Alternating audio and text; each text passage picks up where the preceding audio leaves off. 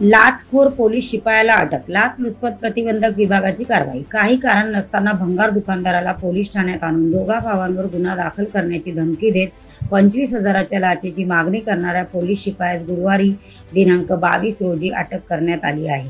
लाचलुचपत प्रतिबंधक विभागाच्या पथकाने ही कारवाई केली असून सातपूर पोलीस ठाण्यात गुन्हा दाखल करण्यात आला आहे।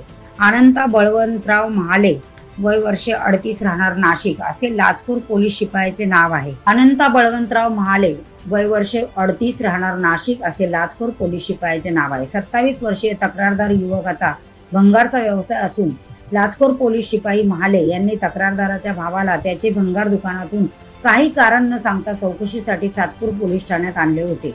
त्यानंतर महाले यांनी तक्रारदारास फोन करून तुला व तुझ्या भावाला एखाद्या गुन्ह्यात अटक करून टाकू, जर तुला तुमच्यावर गुन्हा दाखल करून घ्यायचा नसेल तर 25,000 रुपये द्यावे लागतील अशी मागणी 7 एप्रिल 2024 रोजी केली होती।